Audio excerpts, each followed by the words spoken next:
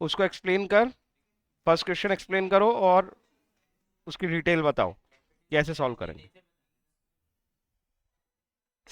Question पढ़ना।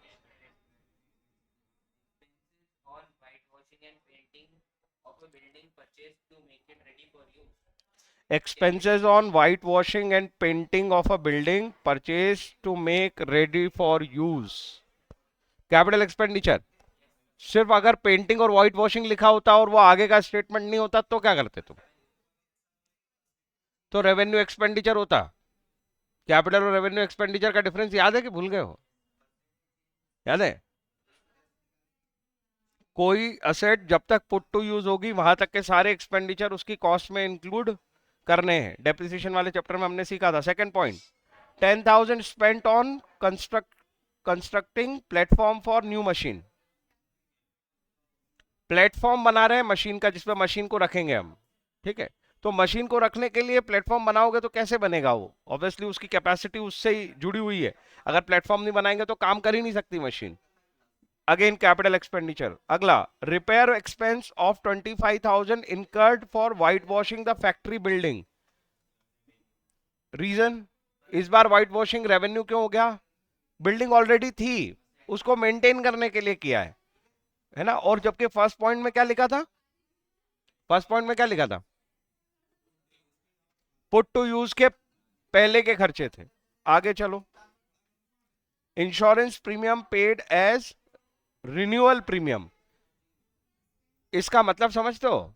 जब कोई इंश्योरेंस लेते हैं हम तो हर साल उसका प्रीमियम पे करना पड़ता है। प्रीमियम का मतलब होता है सर्विस चार्जेस, सिंपल। आप इंश्योर्ड हो कोई असेट को लेके, अगर वो असेट का नुकसान होगा तो कंपनसेशन मिलेगा, तो उसके लिए हर साल उसका पेमेंट करना पड़ता है। इंश्योरेंस प्रीमियम हमेशा कौन सा एक्सपेंस होगा? रेवेन्यू नेचर का एक्सपेंस होगा। आगे चलो, परचेज अ न्यू कार। ये तो बहुत ही इजी है। कार खरीद रहे हो, कैपिटल एक्सपेंडिचर या रेवेन्यू एक्सपेंडिचर? कैसी कैसी बातें कर रहा है, कैसी बातें? असेट बन रही है, कार खरीदी है तूने, कार में पेट्रोल थोड़ी भराया है, ना कार रिपेयर करवाई है। कार खरीदना capital expenditure. Wages paid to install a machine. बोलो, अरे बोलो, पढ़ ही नहीं रहे गधे। ध्यान नहीं है, ध्यान नहीं है। वेजेस पेड नहीं लिखा है, सिर्फ उसमें लिखा है इंस्टॉल, मशीन इंस्टॉल करने के लिए। Capital nature. अच्छा, ये किसकी कॉस्ट में ऐड होंगे ये वेजेस? मशीन की कॉस्ट में। परचेज किसको बोलते हैं? ऐसे कैजुअल नहीं लेने का। हम्म, फिर फालतू बात। मशीन की कॉस्ट में। हम्म, मशीन की कॉस्ट कैसे निकलती है पता है? मशीन की परचेज प्लस अदर एक्सपेंसेस, उसको हम मशीन कॉस्ट बोलते हैं, फिर उसको परचेज नहीं बोलते। हम्म, आगे चलो, repair carried out on existing car. कौन सा एक्सपेंस? एक्सपेंस तो है ही। एक्सपेंडिचर नेचर के साथ बताना है, जब से एक्सपेंस, एक्सपेंस तो सारे ही हैं वो। Office block of building repainted, same. कौन सा? Revenue expenditure. आगे, paid telephone bill 2,500, revenue expenditure. तेरे को ये समझ में आए? ये टॉपिक नहीं पढ़ा तूने? अच्छा,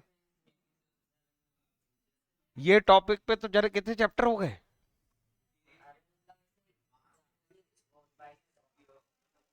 रिवाइज करना पड़ेगा। डेप्रिसिएशन वाला चैप्टर पढ़ा था? मेमोरी लॉस है? क्यों? ये जब पहली बार अकाउंट सिखाया था ना मैंने, तब मैंने बताई थी असेट क्या होती है और एक्सपेंस क्या होता है। ये वही टॉपिक है। तो असेट का मीनिंग भूल गया? असेट क्या होती है याद नहीं है? फिर पैसे खर्च करके दो चीज बनती है, या तो असेट बनती है या तो एक्सपेंस बनता है, लाइबिलिटी बन जाती है पैसे खर्च करके। अब तू बोल रहा है ये भूल गया तू? पैसे खर्च करके या तो असेट बनती है या तो एक्सपेंस बनता है। ये सब पैसे खर्च कर रहे हो तुम, तो कहां पे असेट बनेगी? कार खरीदी, क्या बनेगी? असेट की एक्सपेंस। तो तेरा फोकस नहीं है। अब तो बता रहा है तो क्या एसेट बनेगी, उसमें था एक पॉइंट कार खरीदी। अब बता बिल्डिंग पे पेंटिंग करी, क्या बना? अब अगर मैंने कोई बिल्डिंग खरीदी है, उसके बिल्डिंग को यूज करने के पहले जितने खर्चे करते हैं वो काय में जाते हैं? बिल्डिंग या कोई मशीन खरीदते हो तो उसके इंस्टॉलेशन के पहले, पुट टू यूज करने के पहले खर्चे काय में जाते हैं? फिर वही सब पॉइंट यहां पे लिखे हैं। तू कह रहा है तेरे को रिवाइज करना है, ये सारे चैप्टरों में पढ़ के आए हैं अपन।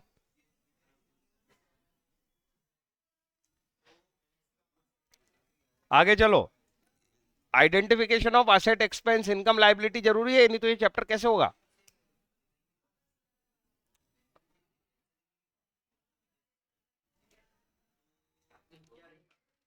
अगला क्वेश्चन देखो। From the following information determine gross profit for the year ended 31 March 2023। उसने बोला ग्रॉस प्रॉफिट निकाल के बताओ। बिना ट्रेडिंग अकाउंट बनाए भी निकाल सकते हैं और ट्रेडिंग अकाउंट बना के भी निकाल सकते हैं, पर अकाउंट्स में अगर क्वेश्चन आ रहा है तो ट्रेडिंग अकाउंट बनाओ ना। ट्रेडिंग अकाउंट का पर्पस ही क्या है? ग्रॉस प्रॉफिट निकालना। ट्रेडिंग अकाउंट बनाते ही इसलिए कि ग्रॉस प्रॉफिट निकाले, तो वो बोल रहा है ग्रॉस प्रॉफिट निकालो, तो हम ट्रेडिंग अकाउंट बना के निकाल देंगे। कैसे बनाएंगे? सबने किया ना क्वेश्चन, इसे तो नहीं किया। ट्रेडिंग अकाउंट की हेडिंग लिखोगे क्या? अभी दिमाग में सॉल्व करेंगे। हाँ, trading account for the year ended 31 मार्च और जो भी साल हो। ओपनिंग स्टॉक डेबिट साइड पे लिखेंगे, to opening stock 50,000। Freight and packing, अब फ्रेट पे ना इनवर्ड लिखा है ना आउटवर्ड, लेकिन पैकिंग वर्ड समझा रहा है कि ये किससे रिलेटेड है? सेल्स से। फिर तुमने क्या लिखा? क्या है फ्रेट? फ्रेट इनवर्ड और आउटवर्ड नहीं होता? हाँ, ये है उसका रीजन। पैकिंग तो परचेज की भी होती है ना, उसके भी तो खर्चे लेते हैं लोग। फ्रेट अकेला लिखा है तो मैंने एक अजम्पशन दी है तुमको, जो बुक हमेशा फॉलो करेगी, वो क्या है?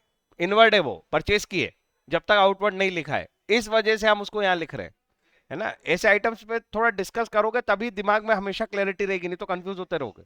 आगे चलो। सेल्स, क्रेडिट से, क्रेडिट साइड पे bye sales. Good purchase during the year, यही तो चाहिए था, goods purchase during the year. Debit side पे to purchases. Closing stock 31 March 2023, जो भी है तुम्हारे year, by closing stock. Packing expense on sale, clear कर रहा है क्वेश्चन ने, और एक बार क्लियर किया कि सेल वाले ईयर है पैकिंग, ठीक है। तो ये लेंगे नहीं, इग्नोर कर देंगे। दोनों साइड के टोटल निकालेंगे, बैलेंस करेंगे, आंसर आ जाएगा। याद आ रहा कल का? आगे चलो। थर्ड क्वेश्चन, ये करके आए हो? हाँ। अभी करो। ट्रेडिंग अकाउंट प्रिपेयर करना था, अगेन हेडिंग लिख देंगे trading account for the year ended. इसमें ईयर एंडेड करके नहीं लिखा है तो डॉट डॉट डॉट डॉट करके छोड़ दो, 31 मार्च करके। आगे चलो। डेबिट साइड पे टू ओपनिंग स्टॉक, अभी मत करो, अभी ध्यान दो जो मैं बोल रहा हूं उस पर जवाब दो। टू परचेज, देख रहे हो ना बुक में, to opening stock, to purchase. Sales return है और नीचे सेल्स है, तो हम लिखेंगे by sales less sales return, दोनों इनर कॉलम में और आउटर कॉलम में नेट सेल्स चली जाएगी 24,900 रुपए, 24,900 गई ना। फिर उसके बाद परचेज रिटर्न लिखा है, तो फिर परचेज ढूंढो कहीं है क्या, है ना, 29,000 की। वो तो टू परचेज है, उसका 29,000 इनर कॉलम में लिखेंगे, लेस परचेज रिटर्न 2,400, तो ये चली जाएगी उधर, तो 26,600, 26,600 आउटर कॉलम में नेट परचेज चली जाएगी। By closing stock as it is लिखेंगे। Carriage inward, carriage inward direct expense है, ट्रेडिंग अकाउंट में ही आएगा डेबिट साइड पे, टू कैरिएज इनवर्ड्स। डेप्रिसिएशन, ये लॉस है और इनडायरेक्ट नेचर का है, प्रोडक्शन से रिलेटेड नहीं होता। पीएनएल में अभी देखा ना, मैं दिखाऊं?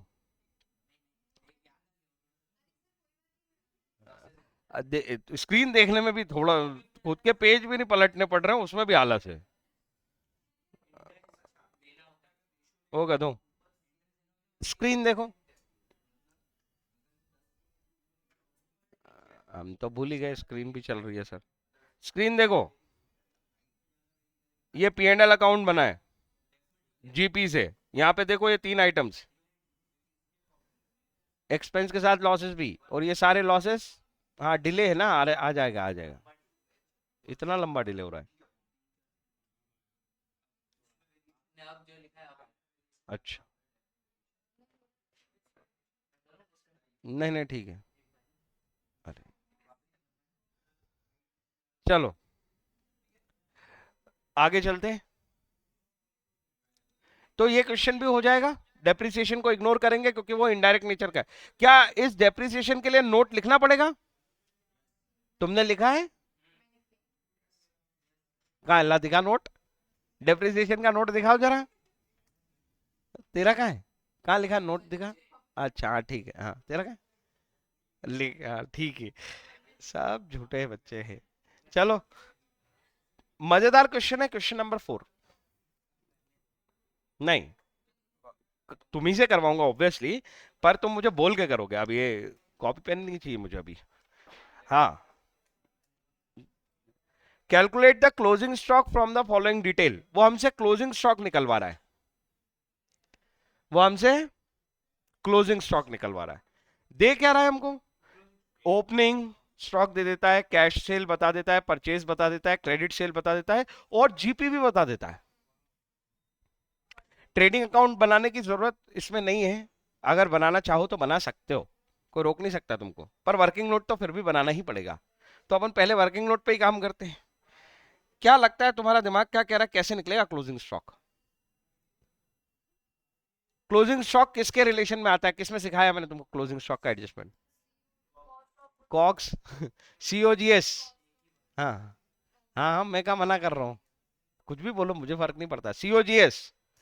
तो सीओजीएस का क्या हिसाब होता है, कैसे निकलता है कॉस्ट ऑफ गुड सोल्ड?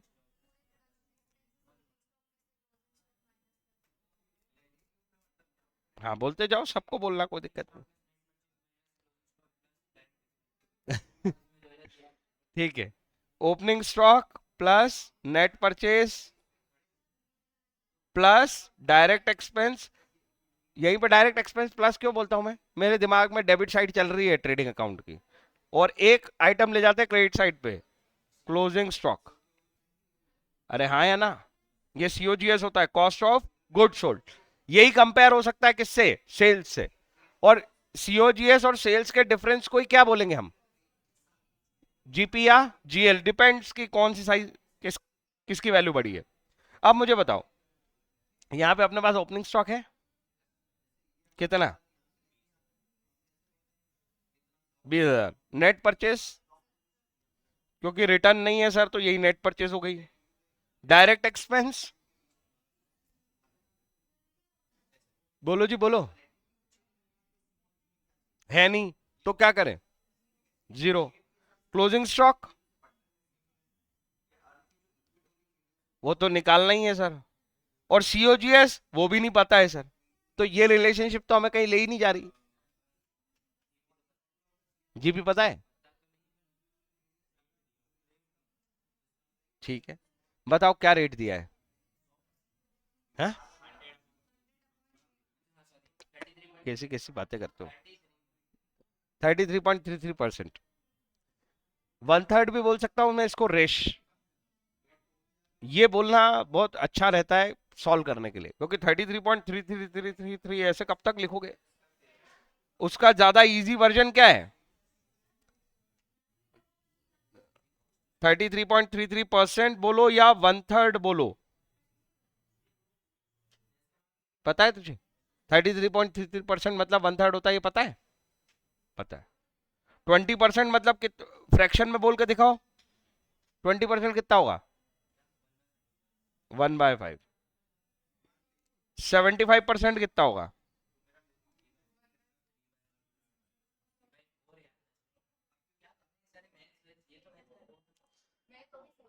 3/5, 3/4। अच्छा, 66.66% कितना होगा फ्रैक्शन में? 66.66%। 2/3। अच्छा 1/6 कितना होता होगा 1/6 % में?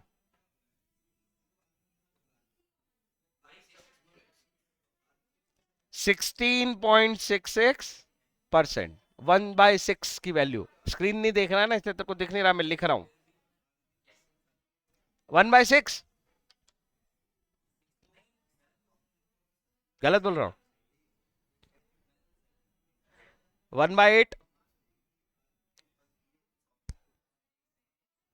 आराम से। 1/8। 12 अरे 5 गधो, 25 क्यों हो गया? 25 का आधा करोगे तो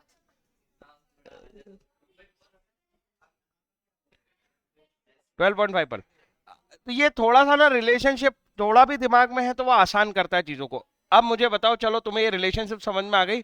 उसने क्वेश्चन में बोला क्या है? Rate of GP on cost. Sejal ये लॉजिकल क्वेश्चन है उसका, मैथ्स का, जैसे तेरे को आएंगे। सॉल्व करके बता। ये गिवन है, इसकी क्या हेल्प लूं मैं?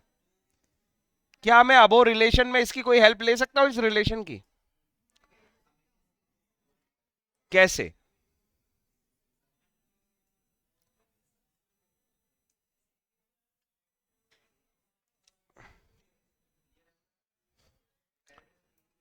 क्या मैं अबो रिलेशन में इसकी हेल्प ले सकता हूं? Rate of gross profit is 1/3 of cost, इसको ऐसे पढ़ सकते हैं ना?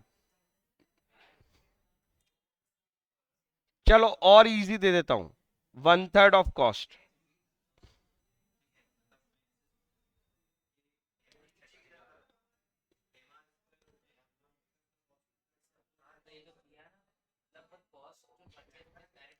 एक और रिलेशन है यहाँ पे, सेल्स माइनस सीओजीएस प्रॉफिट बनाता है, तुमने अभी कहा था, हाँ या ना? क्या ये जो गिवन है? हाँ हाँ।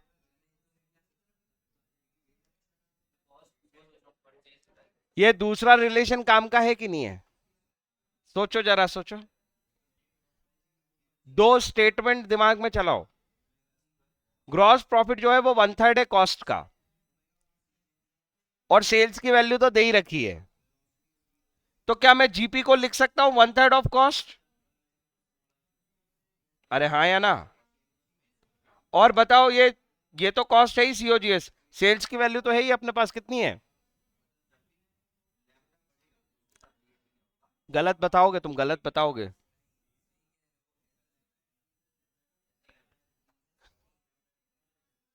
1 लाख है। कैश सेल और क्रेडिट सेल दोनों पे प्रॉफिट मिलेगा ना? ऐसा थोड़ी कि केवल कैश पे मिलेगा, सेल्स पे प्रॉफिट है। तो बताओ, अब कैसे सॉल्व करूं? कॉस्ट की वैल्यू आ जाएगी। कैसे सॉल्व करेंगे? कॉस्ट उधर ले जाएंगे, 1/3 + 1 कितना होगा?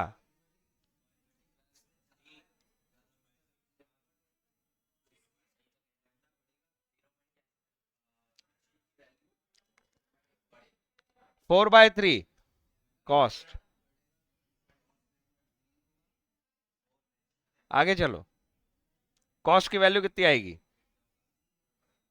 1 लाख इंटू 3 / 4, 25,000, 75,000। अब वेरीफाई हो जाएगा अगर तुम्हारी आंसर सही है तो। कॉस्ट 75 है, उसका 1/3 प्रॉफिट है, मतलब 25,000 का क्या है? प्रॉफिट है। तो टोटल सेल कितनी हो गई है? 1 लाख। अरे जो भी डेटा था वो वेरीफाई हो गया ना? समझ आई बात? अब तुम्हारे पास सीओजीएस आ गया। अब ऊपर के रिलेशन पे अगर हम जाएं और वो क्लोजिंग स्टॉक पूछ रहा है मुझसे, तो मेरे पास ये सीओजीएस निकाल दिया मैंने, 75,000। Working note number 1। यहां पे क्या निकाल सकते हैं अब हम आराम से? Closing stock. क्लोजिंग स्टॉक के लिए कर रहे हैं ये सब कुछ। ये हो गया 20 और 70 90, उधर जाएगा 90, तो 15,000 आएगा नेगेटिव, और इधर क्लोजिंग स्टॉक भी नेगेटिव में है, ये दोनों कैंसिल। तो क्लोजिंग स्टॉक की वैल्यू आ गई कितनी? 15,000। इस पे ध्यान दिया था तूने क्वेश्चन पे? ऐसे क्वेश्चन आएंगे एग्जाम में।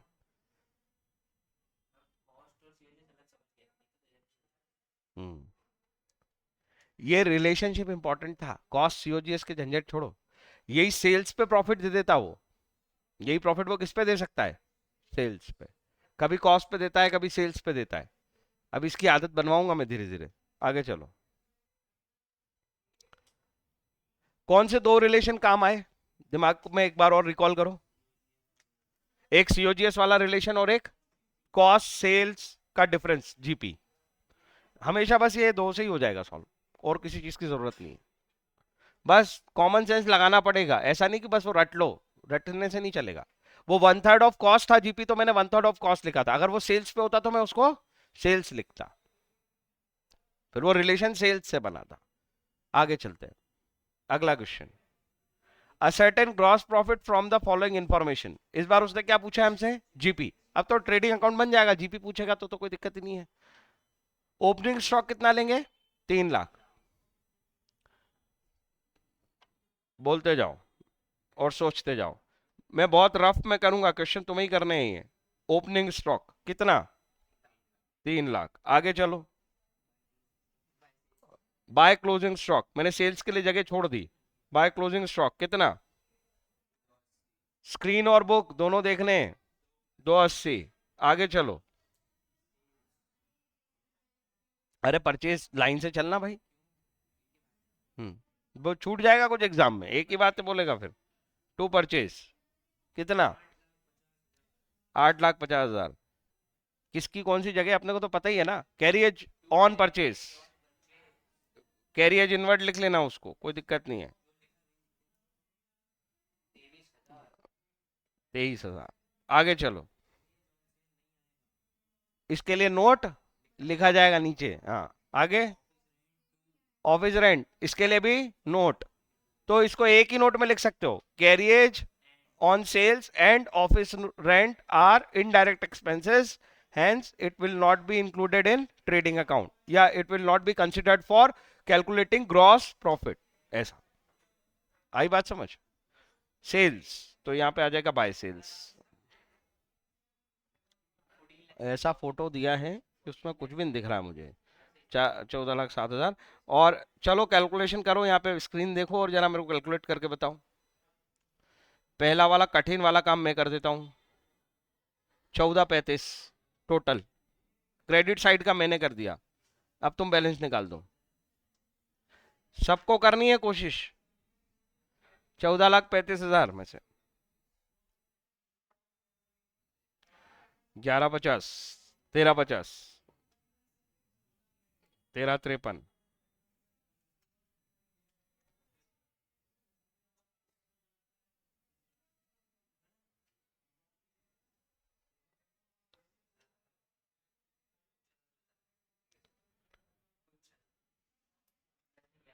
82,000 आएगा क्या? करो करो आराम से।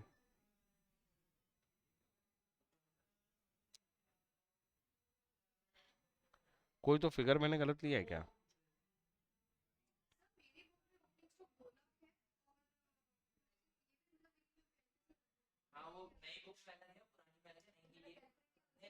नहीं नहीं नहीं नहीं, मैंने गलती करी है।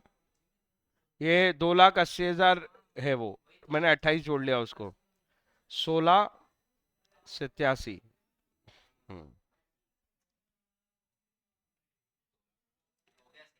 11,53,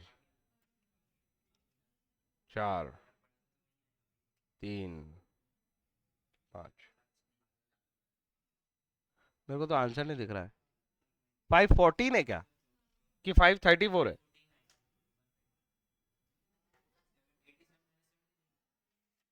73 होगा क्या वो? ओके, ठीक है। आगे चलो, 514। ये तो बच्चों जैसे क्वेश्चन है कि नहीं है, देखो कुछ है ही नहीं उनमें, है ना। अभी रुक जाओ तो रुक जाओ, अभी वो जीपी वाले में अभी कर लेंगे निकल गया था ना। अभी आता हूँ। अगला क्वेश्चन पढ़ो। ये तुम ही करोगे, ये मैंने करा थोड़ी है। ये सब कॉपी में होंगे लाइन से, नोट सहित। होने दो, यूट्यूब पे तो बहुत कुछ है। नोट सहित होंगे कॉपी में। आगे चलो। हाँ रफ में बना रहा हूँ ना मैं, तुम बोलते जाओ। मैं कुछ नहीं बोलूंगा इस बार, गलत बोलोगे तब भी। टू ओपनिंग स्टॉक 40,000, जो तुम बोल रहे हो मैं रिपीट कर रहा हूँ सिर्फ। हाँ, आगे। क्या परचेज रिटर्न है? परचेज रिटर्न है। हाँ ठीक है, ऐसे पूरा बोलना है। 4 लाख। आगे चलो।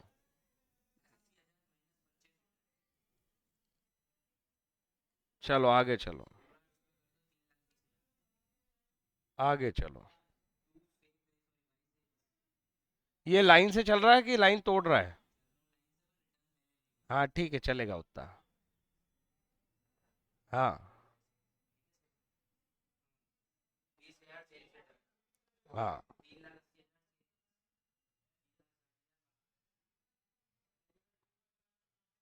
आगे चलो।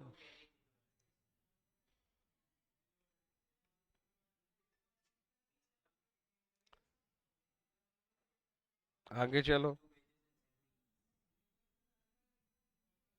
कितना?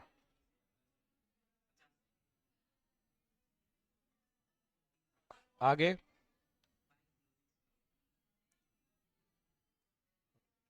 Bye closing stock.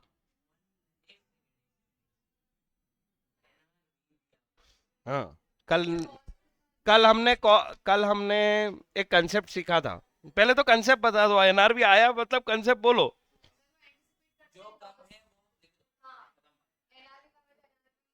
किन दोनों में से कम भाई? कॉस्ट और एनआरबी।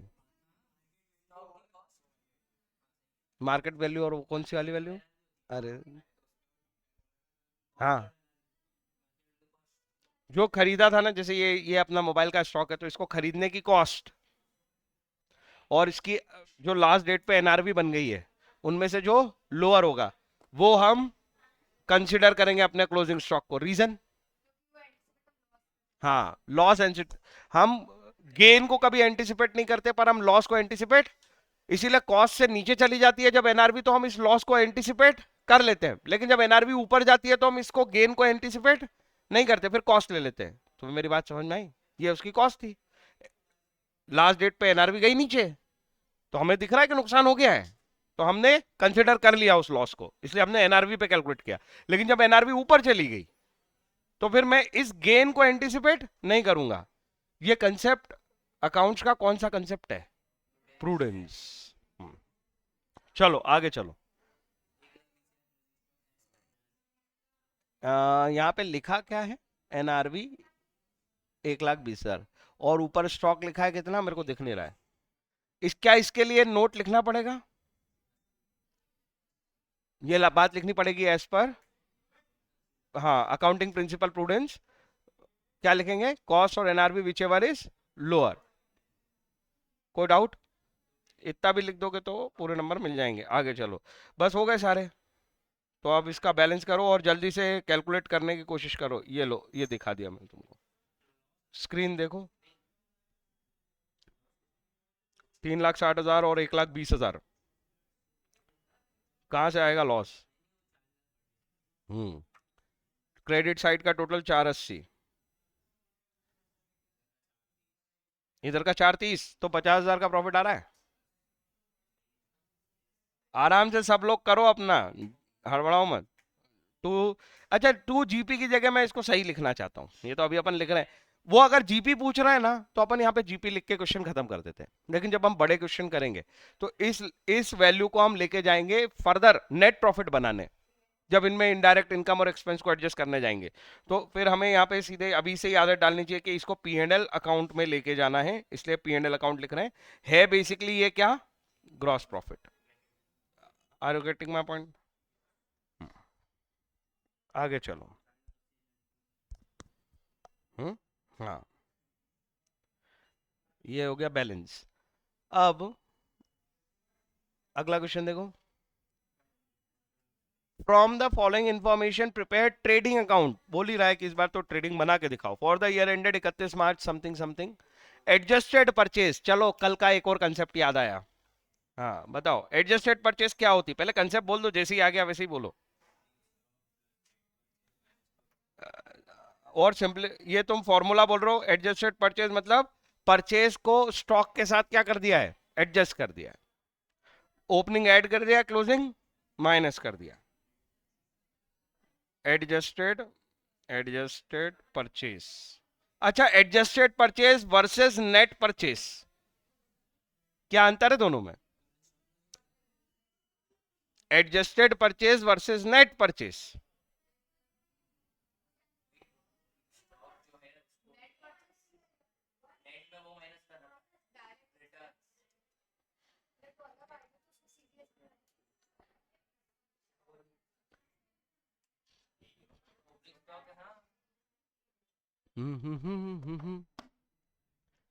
गधे हो तुम। चलो देखो इधर, देखे कितने लोग बोल चुके ना, तो बाद में मत बोलना मैं यही बोल रहा था। हाँ, बाकी दो लोग गवाही देने वाले हैं। हाँ, हिंट, नेट परचेज निकालने के लिए क्या करते हैं और एडजस्टेड परचेज के लिए क्या करते हैं, बस ये पूछ रहा हूँ। और क्या ये, क्योंकि ये एक जैसे लगते हैं ना यार, परचेज में कुछ एडजस्टमेंट हो रखा है। किसमें? हम्म। हम्म। और दे,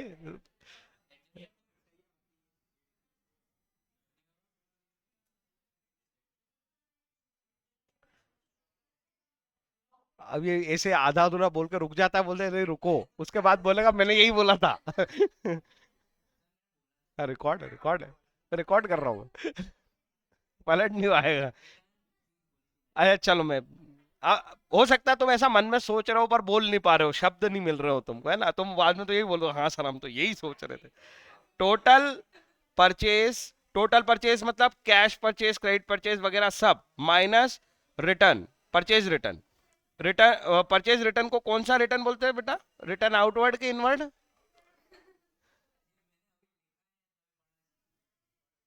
अच्छा, एडजस्टेड परचेज, एडजस्टेड परचेज में एक्चुअली में हम नेट परचेज इस्तेमाल करते हैं, टोटल वोटल यूज ही नहीं करते।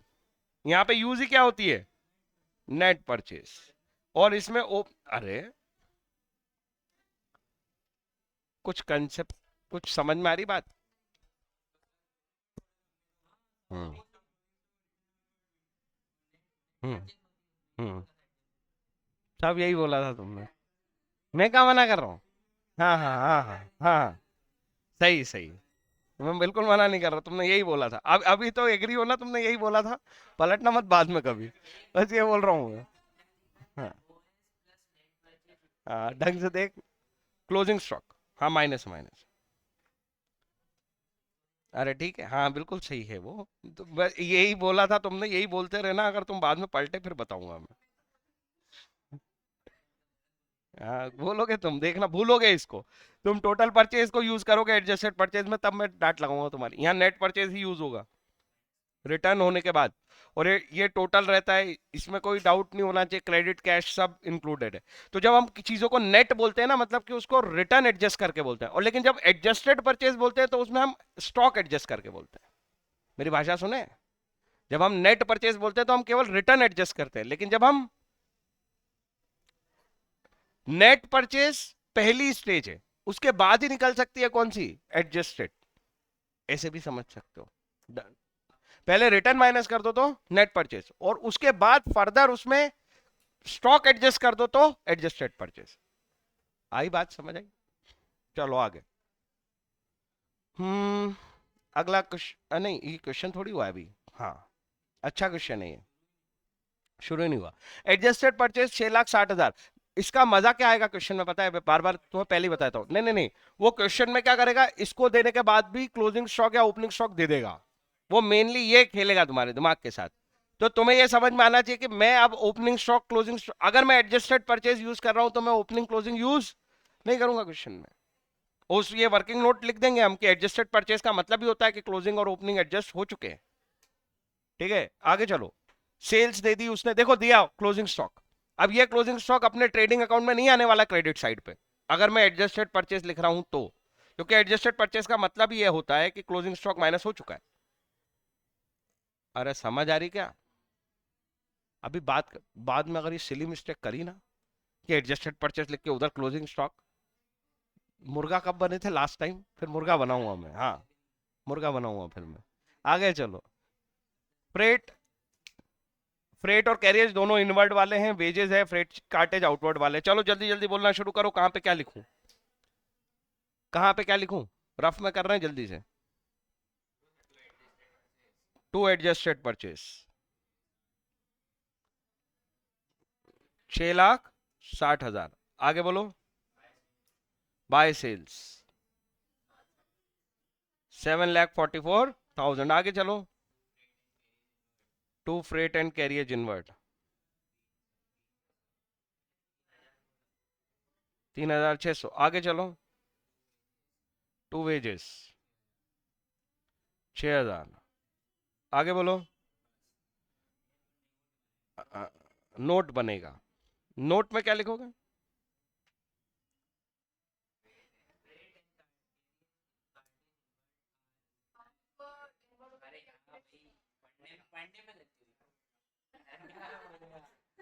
फ्रेट एंड कार्ट्रेज आउटवर्ड का नोट बनाओगे, और इसका नोट नहीं बनाओगे कि क्लोजिंग स्टॉक क्यों नहीं लिया तुमने? जब जो दूसरा स्टेटमेंट नोट का ये बनाओगे कि क्लोजिंग स्टॉक इसलिए इग्नोर किया क्योंकि एडजस्टेड परचेज में ऑलरेडी क्लोजिंग स्टॉक माइनस हो जाता है। वो रिलेशन लिख सकते हो, कोई दिक्कत नहीं। Adjusted purchase equals to opening stock plus purchase minus closing stock. आगे चलो। हाँ जीपी निकालो ना इसका कैलकुलेशन तुम। अगर मैं इतना तुमसे लिखवाऊं ना अभी कॉपी में, तो अभी तक तो तुम थक के "हैं, सर हम थक गए"। हाँ। हाँ, अच्छा देखते हैं अभी। अभी पूरा मौका मिलेगा तुमको। हाँ करो, रिलेशन सॉल्व करो इसको यार, क्या कर रहे हो? प्रैक्टिस करोगे तभी तो। क्रेडिट साइड जो कि सबसे कठिन है वो मैंने सॉल्व कर दी। हाँ, बोलो क्या करना है तुम्हारे लिए, ये लो। तुम भी क्या याद रखोगे? ओ प्राणी, कॉप तूने आंसर आंसर बुक में से देख के नहीं बोलना है। मेरे को डेबिट साइड के टोटल बता दे बस, छोड़ दे। अच्छा फिर ठीक है। हाँ नहीं ये बाकी तो देख आज झटक दिया उनने। हो गया हमारा, हो गया। हम्म, ठीक।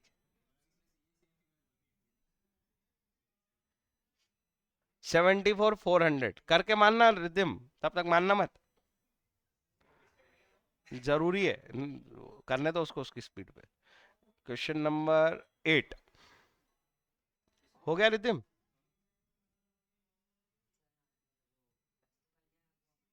अच्छा माइनस तो घर पे कर लेगा, ये पूरा क्वेश्चन करना है तेरे को घर पे, कोई टेंशन नहीं है। हाँ question number 8। Following balances are in trial balance of a firm as on 31 March 2023। कहाँ से है ये सब बैलेंसेस? ट्रायल बैलेंस से। और मैंने ये कंसेप्ट तुम्हें सिखाया था कि बेसिकली वो ट्रायल बैलेंस तक पहुंचते हैं, उससे ही फिर आगे बढ़ के हम अपना ट्रेडिंग अकाउंट और बैलेंस शीट बनाते हैं। ओपनिंग स्टॉक रॉ मटेरियल का और फिनिश गुड्स का, कल इसके बारे में भी कुछ कंसेप्ट सिखाया था मैंने। हाँ वो रिपीट करो। मैंने इसके ऊपर की भी पिक्चर दी थी तुमको। देखो जो बिजनेसमैन होते हैं वो कितने तरह के होते हैं? 3 तरह के। नहीं दी थी?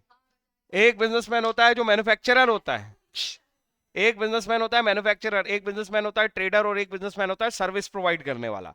सर्विस प्रोवाइड करने वालों के पास तो स्टॉक होता ही नहीं। बचे ट्रेडर और मैन्युफैक्चरर। अरे जितना अच्छे से इस चीजों को समझोगे ना, आगे क्वेश्चन हमेशा तुम्हें इतने फेमिलियर लगेंगे कि हाँ क्या चल रहा है। तो ट्रेडर और मैन्युफैक्चरर के पास 2 तरह के स्टॉक होते हैं। ट्रेडर कौन होता है? मोबाइल खरीद के मोबाइल बेचेगा, उसको बोलते हैं ट्रेडर। ये तुमने देखे ना किराने वालों की दुकान पे जनरली क्या लिखा रहता है? वो गधों,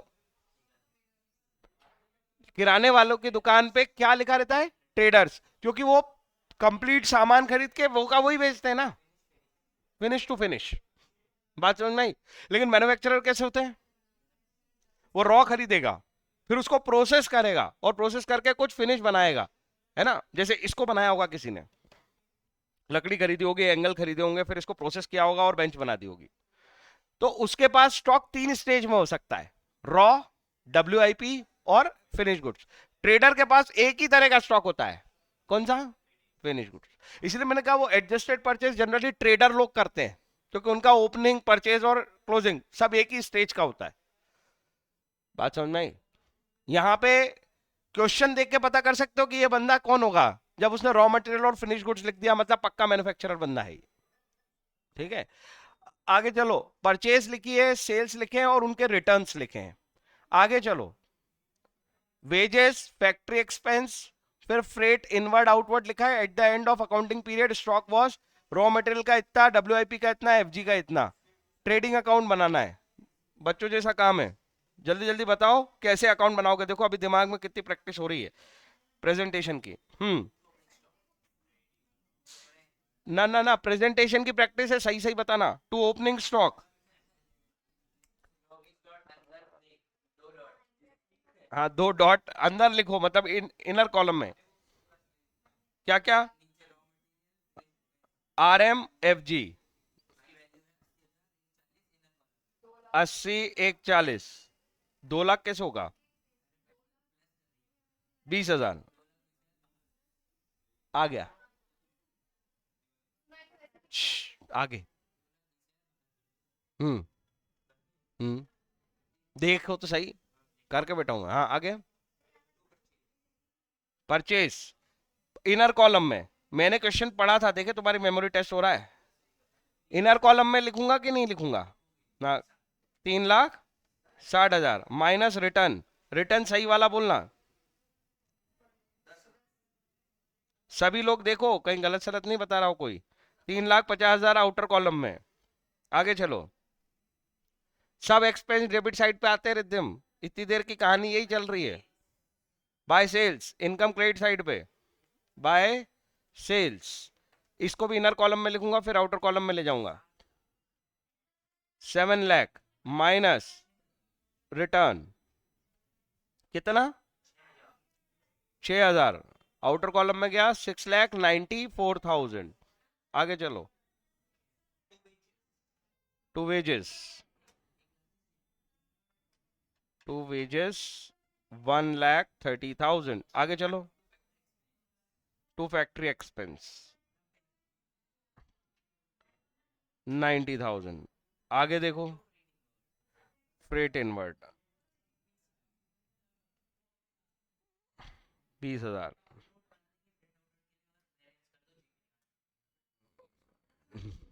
हाँ, गलती हो जाएगी। Closing stock 3 dot.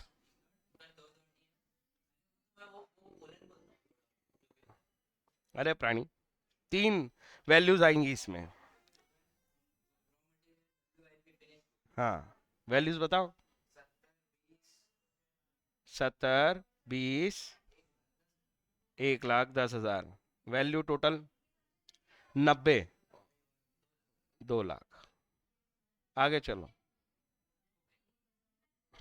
आराम से करो सब, हड़बड़ी मत करो। 2 GP, हाँ ये लो ये लो। फिगर भी बता देता हूँ मैं, क्रेडिट साइड का टोटल भी कर देता हूँ बस। तुम भी क्या याद रखोगे सर, इतनी हेल्प तो कर ही रहे।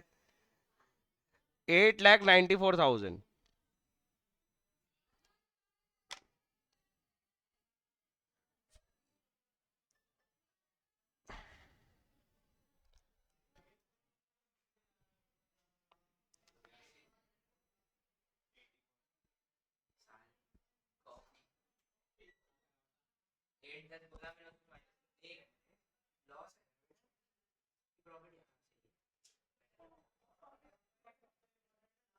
कितना?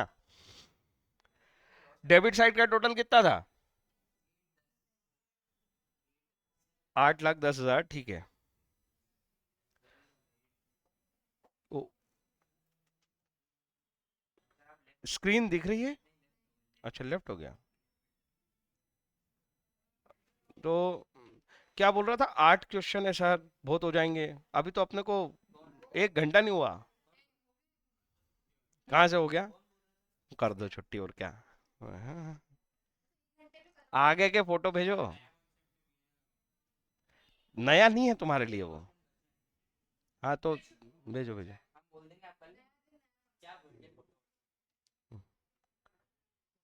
तुम है ना,